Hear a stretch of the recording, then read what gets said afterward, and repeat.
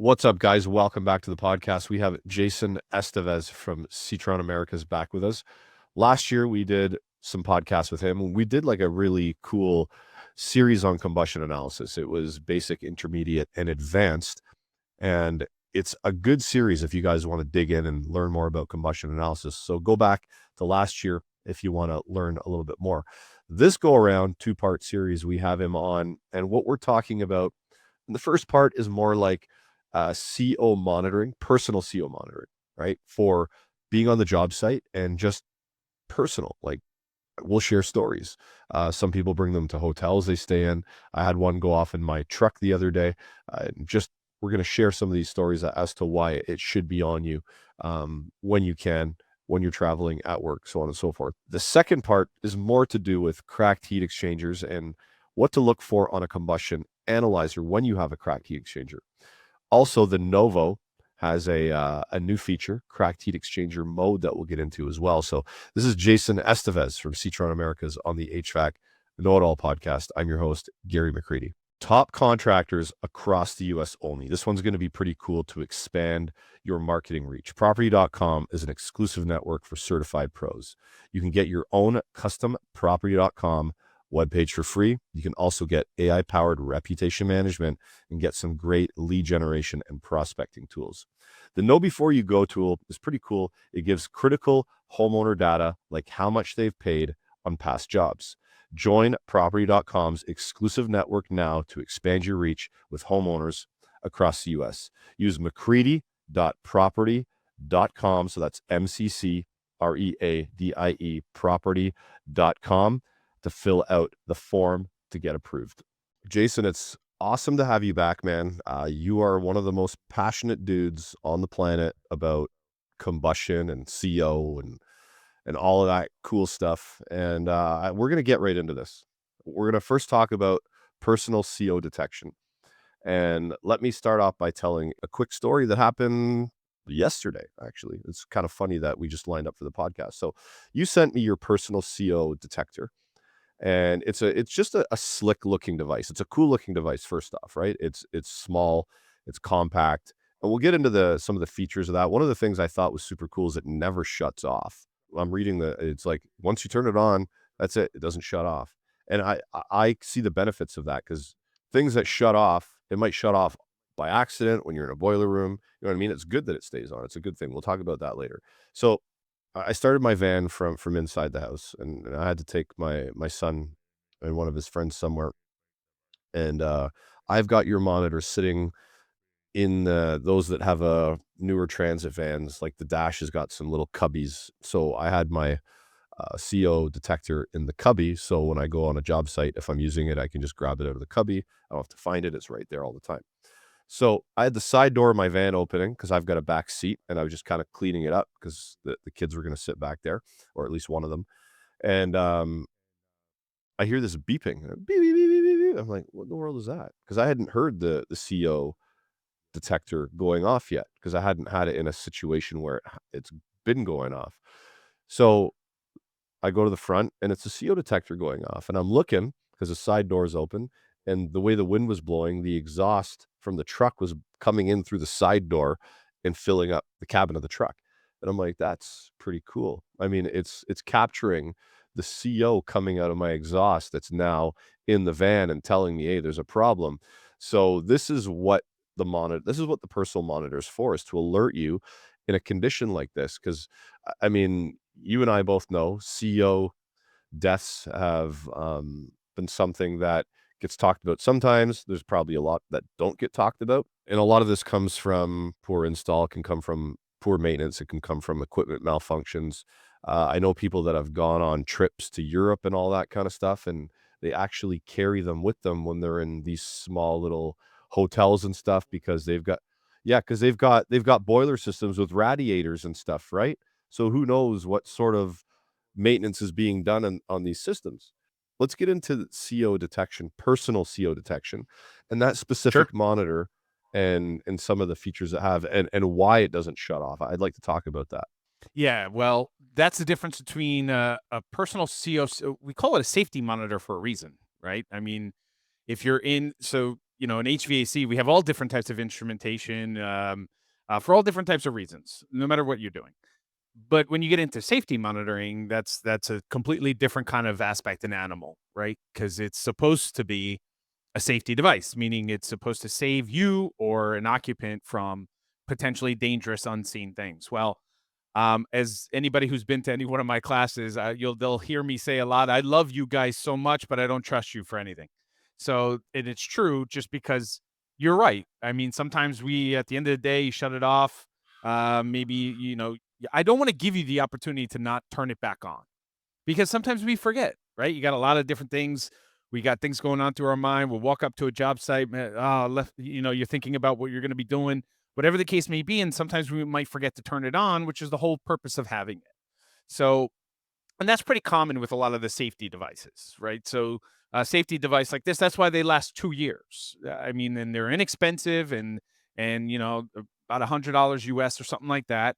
And what happens is you turn them on, they stay on for 2 years, because no matter what you're doing or where you are, we want to make sure that that thing is on 24 hours a day. Because forget about your HVAC life, being in a utility room or a boiler room or in a crawl space or whatever, but just general life, like your experience right now, right? Just starting a van with the door open, you got your kids in the car, and all of a sudden there we go. We Holy crap if we're not careful, right? Yep. And I can't tell you the amount of I mean, for somebody like me who teaches carbon monoxide and combustion, I every class, including yesterday, we did a class in northern Jersey, and every day after every class, somebody comes up to me with a story about CO. And it is one of the most, things that we don't talk about a lot. And I'm not just talking about deaths. Okay. CO safety deaths get talked about. That's one thing, because somebody died and holy crap, and we're concerned, and how did this happen and how can we prevent it? But it's not just the deaths I'm concerned about.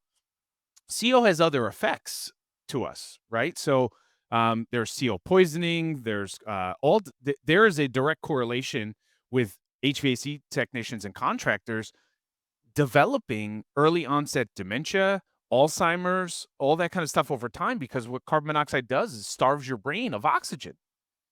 So even low levels dangerously for years at a time, that it has an effect on us. You're worried about smoking a cigarette and cancer. Well, shit, we're working around things that we might breathe in every day.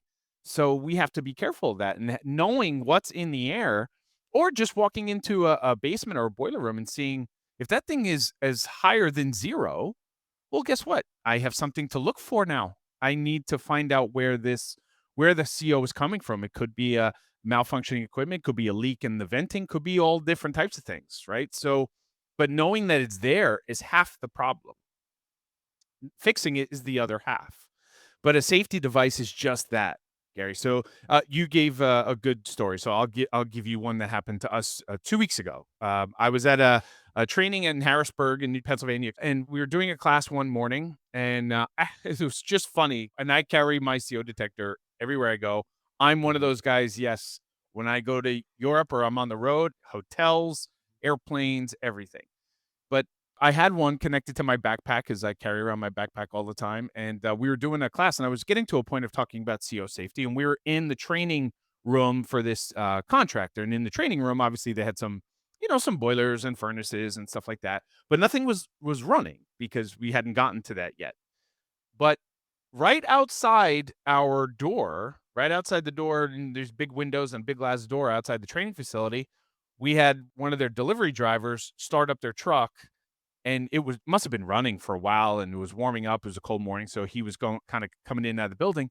And as we're sitting there talking, all of a sudden my CO detector is going off. And the truck is pretty close to the door because they were picking up deliveries. And one of the guys asked, "Where the hell's that coming from?" I go, "Look outside the door right now, and there's a diesel truck running right outside the door. It's coming in. You just don't know it's here." So that was the thing. And as soon as we asked him to move his truck and drive away, within 20 seconds of him moving, you watch that detector start to come back down. And that right there, one of the texts was like, "Well, damn, that's a great sales presentation." I go, "Yeah, I know. Well, I just got lucky in how it happened." But I Mhm. go, "This is exactly why you have these things. You don't turn them Yeah. off. They're safety devices." We walk into recently a trade show where one of the guys, was waxing the floor on a driven propane burnisher. Yep. And guess what? We walked right by him. All of our detectors were going off. So we actually went and talked to the guy and gave him a detector because you're like, hey, man, you should know what you're driving around with all day. Make sure you don't stand behind the burnisher, all that kind of stuff. We're in warehouses with forklifts and all that kind of stuff. If you've ever driven around and seen a warehouse in the middle of winter with their doors open, that's one of the reasons why, because they probably have propane forklifts driving around there all day. I was gonna bring up I was actually had a story in my head. When I got my first personal CO monitor, man, 10, 12 years ago, I was up on a scissor lift, and I was starting up a bunch of unit heaters. This is a massive, massive warehouse, basically storage, shipping, receiving, just huge, massive warehouse. And there's I don't know how many forklifts are driving around, but quite a lot, and they're all on propane. That CO detector was showing all day about 8 to 11 parts per million all day. And I'm like, yeah, I work in here once in a while, but what about the people that are in here every day working? Yeah. They're consuming it. It's built, you know what I mean? Like you said, it's depriving oxygen to your brain. I wonder what the correlation between someone that's worked in a warehouse like that for 30, 40 years to what you were saying with Alzheimer's and dementia. I wonder if there's a correlation there. Very interesting. We just look at it from, from our background, right? Like I haven't looked into warehouse personnel or workers or something like that. I'm sure we could find data if we looked at OSHA on certain aspects, but I'm just looking at it from the technician's point of view because that's who I talk to every day, right? So, Yeah. and that's the kind of stuff that I'm around every day. So I'm interested in understanding and knowing it. And what the real scary part is guys, so many guys depend on, well, the CO detector in the house or the CO detector in the boiler room's not going off. So there's nothing wrong, right? And the amount of situations I'm sure that we walk into where I walk in and all of a sudden, yeah, the thing was beeping, so I took the batteries out, and then you're like, "What are we doing?" But what a lot of guys don't know is if you actually go to a Home Depot or a Lowe's or a big one of these big stores, right? And you buy a personal CO detector from Kitty or something else like that, right? Those detectors, if you actually read the back, and I bring these with me to my training, so I have guys take them and read the back for me. And we will show them that a normal CO detector that you buy for code in a room goes off. Its first level of detection is typically 70 parts per million over 1 to 3 hours. So I'll say it again. It needs at least 70 ppm for 1 to 3 hours in order for the first detection level. Okay, that's the number one. In a residential application, the maximum allowable amount of carbon monoxide in the air that we breathe is 9. 9. OSHA on an 8-hour period, which is a commercial application, OSHA requirement, it is 35 ppm over an 8-hour period. So you have 9 ppm in residential, 35 in commercial. That's kind of the levels of what we should have for carbon monoxide in the air. But your detectors don't go off until 70. So what good are they? So that's why you have to provide training and other aspects. And that's why the personal detector is paramount to any other safety device you might have. That's what really helps us. Okay, so the personal CO detector that I have in my van, that's the Citron one. Yeah. What at what point does that go off into alarm? Yeah. So there you can set it at any point, right? So it has a range of there 0 to Okay. 200 ppm. You could set it at any point. Almost Okay. every detector, and you can do your research if you guys out there. If you look at any CO detector, the typical ranges are 35 and 100 or 35 and 200, meaning 35 low, 200 or 100 high. Meaning, so you have usually these things have two alarm levels: your low alarm, your high alarm. Kind of, hey, there's a problem and get the hell out. Those are your two alarm levels. On Okay. our unit, they're preset at 9 and 35. We are the first manufacturer of these safety devices to set them at 9 and 35. Why? Because those are the levels that are acceptable and required by almost every ASHRAE standard, UL, The whole anybody who's in this that understands combustion in ambient conditions in the air, you shouldn't be over 9 and 35. So that's what we typically set ours for. Okay, that makes sense. All right, so I mean, I don't know if there's any. We could talk about this, the importance of this all day, but I think we'll just be coming back full circle on it. But Sure. let's just before we move to the next sort of subject here, let's just say there's a high level of importance for personal monitoring of Totally. CO Totally. in your life, like personal, like I'm in the vehicle, I got kids in the car, the CO detectors going off. Hotels, boiler like, outside of boiler rooms, like you said, hotels and just regular walks of life, and the guy that you walked by and your detector went off and you said, "Hey, here's a detector."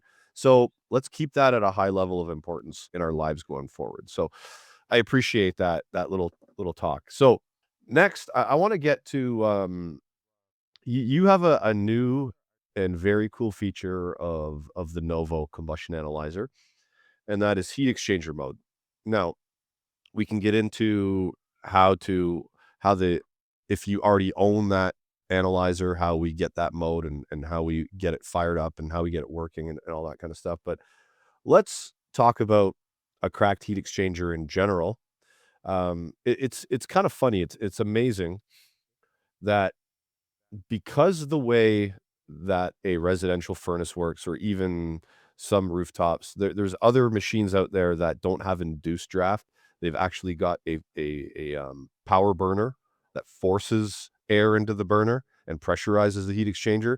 But like for a residential furnace, let's say, it's got an induced draft motor that puts the heat exchanger under a negative. So you can get away with cracks or even small holes, and no one's even going to know the difference, right? No one in the home is going to know the difference because the CO detector might not go off, or even your personal one, because of the way it's designed. But over time, depending, over time those holes get bigger. You force blow air in there, and who knows, you're going to maybe roll out a burner. Who knows what's going to happen? But let's talk about the symptoms of a cracked heat exchanger without actually looking at a physical crack. Because sometimes, man, you can't get to the heat exchanger. Sometimes that's just the case. So we have to use other methods like a combustion analyzer to look at these things. So let's talk about that for a minute. So one of the aspects that we have, obviously, I work for a manufacturer of testing instruments, right? So one of the things that we pride ourselves on is not just the training and the emphasis on certain things. So, but it's also, how do I make the things that we're doing in the field easier for guys to do? Because I'll tell you, we have this old adage where the easier I make it, the more likely we are to do the test. The more likely we are to do it, the more issues maybe we can find. The more issues we could find, or the better we can make equipment run, the better equipment runs. So, from a manufacturer of a piece of equipment to a technician to testing instruments, everything our market becomes better, right? And that's my goal.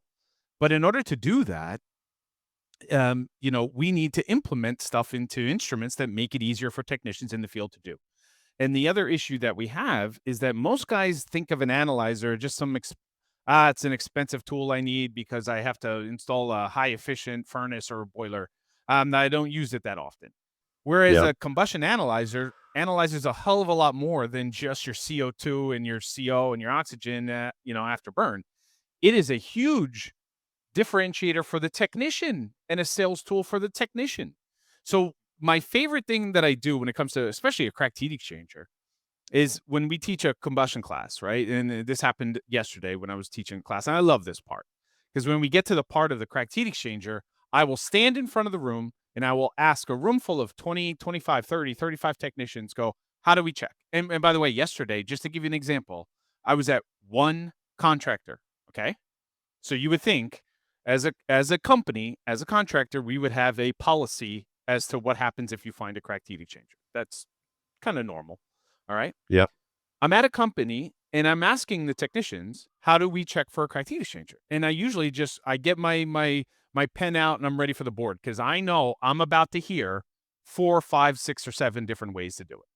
Whether it's checking the flame, checking draft, checking high CO levels, bop, bop, bop, bop, bop. It's a long list. And they're not wrong, right? I mean, but there's got to be a simpler way to do this. And what we've found over years is we've been teaching it for many years. So I'll give you a heads up. This is not a sales thing for to a Citron unit, because honestly, you can do this test with any combustion analyzer, right? It's just a matter of, we made it easier and put it in a mode that kind of walks the guy through it. But the easiest, simplest way to check for cracked heat exchangers is typically with oxygen.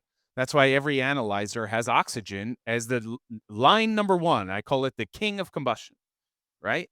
So if we test a heat exchanger with the blower off, we check for our O2 level. When the blower kicks on, that O2 level should be stable.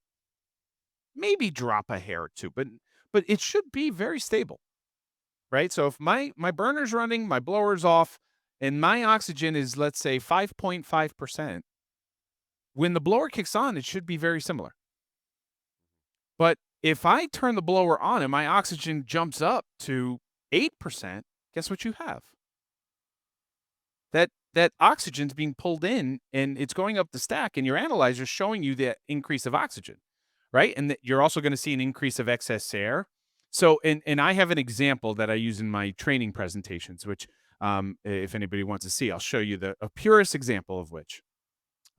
We were at a job site, and we were always taught that carbon monoxide in the stack should be less than 100 ppm on a typical basis, right? Mhm. So what happens is, a lot of times, guys, if they don't see the CO go above 100, they don't think that there's any problem. Well, in this example I have that I show, I have two printouts from the analyzer, and it could be any analyzer, but I can see when he did the test with the blower off, his oxygen was 8.9 and his CO was 29 ppm. So not bad, right? When the blower kicked on, the oxygen went to 11% and the CO went from 29 to 52. Now, if you're not trained on what numbers mean on combustion, you might not even notice the issue, Yeah. because the CO is still under 100 ppm. So it's not a red tag situation because you're not blowing out the CO. But right immediately I said, well, your heat exchanger's cracked, because your oxygen, I'm looking at the oxygen jump, and the CO also doubled. What's going to happen in 6 months to a year? Now you start getting into those situations where, wow, that CO starts climbing and it becomes very dangerous. So what we've done on the Novo is say, okay, instead of teaching guys to look for the O2, which again, if you have an analyzer, you can do this. I don't care what brand you have. Watch your oxygen when that happens and you want to see that stabilization. But on ours, what we did was, why don't we make it a step-by-step process where I can go into there's a button on there for cracked heat exchanger. I click on that, and it walks the technician through a 3-step process. Step 1, call for heat, wait, put your probe in the stack. It kind of walks you through, and then watch the O2 stabilization, right? And it goes step 1, and then turn the blower on, step 2, and then step 3, it shows you on the screen cracked or not cracked. So it will determine, and it looks at both oxygen and CO in the difference between the two with the blower on and blower off. And it kind of gives you an indication of, hey, you might have a crack. Now, for a couple reasons, this is awesome, because one, it's helping me to maybe decipher things that maybe I wasn't thinking about because I was trained to look at something else. And two, if I have to have a discussion with a homeowner, that's an easier You can show discussion them. for me to Y have, because I could yes. show them, it shows you it's Correct. cracked or not, right? And it makes the trust that they have in you a lot easier when you're showing them on an instrument that, hey, you have an issue, Yeah. right? So those types of things. I'm all about showing customers what's wrong and why we need to do things and why they need to spend money, right? So this is a tool that can be used to show, like you said, hey, we've got a before and after. This shows that you have a cracked heat exchanger. We have to rectify this kind of stuff. Now, what you said earlier, just it sparked a thought in me, because I don't think a lot of technicians are probably looking at combustion analysis with the blower off versus the blower on. A lot of teachings for combustion analysis are like, hey, fire it up, let it run for 5 minutes, let it stabilize, then throw your analyzer in, and then check it. So if you do it that way, you're missing out on the portion with the blower off to see the difference between the two readings, right? So Give some advice to the techs out there because there's not a lot of time between the blower off and then the blower on before things start to happen. And during that time when the burner first fires, there could be a scenario with elevated CO or whatever until it starts to kinda stabilize. So, like, if would you recommend, depending on the system, like, just disabling the blower just to run it for a 30 to 40 seconds just to see what happens? Exactly. That's okay. So there's a couple different ways to do that, right? So one of the best advices I can give you, especially when we've always been trained, and if you have an analyzer, we used to do it years ago, when the technology and analyzers weren't there yet. That hey, never put your. It's been an old age adage of never put your analyzer in at light off, right? Because at light off, you're going to see your CO kind of spike and jump, and then it'll quickly come back down. The problem is, and what you guys should look for is number one, if you're looking for an analyzer, you're looking to buy an analyzer, be aware of the range of the CO sensor. Okay. So most guys go out there and they'll buy an instrument and they'll buy a cheaper analyzer and it'll say it's got a 0 to 2,000 or 0 to 4,000 ppm range for the CO. That's okay, but I'm gonna tell you right now, you light off, I can get more than 2,000, right? Or you can run into situations, and what happens is you can damage, burn out, overrange your sensor. So you have to be careful of that.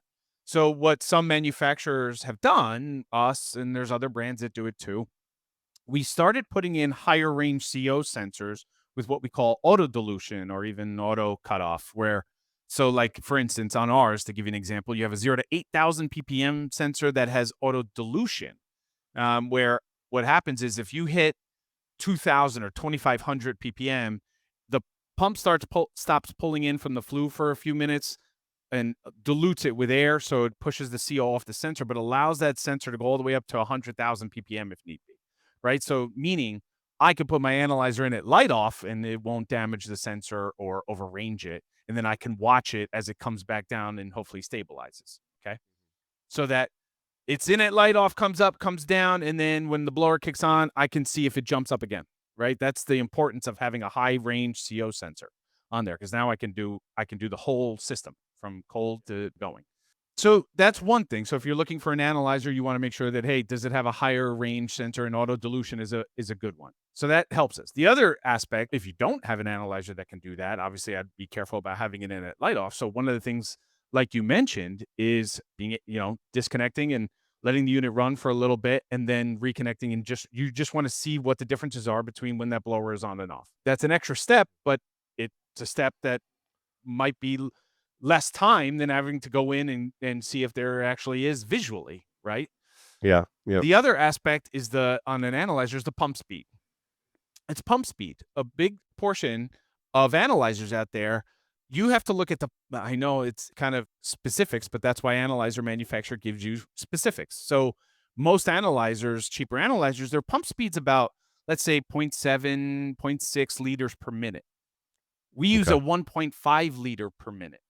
Why is that important?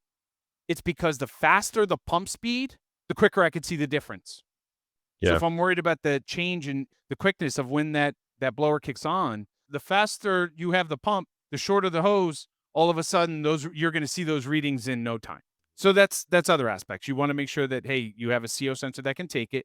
Pump speed is another one. Or, you have to maybe disconnect or connect, just to be able to run both tests with the blower on, blower off.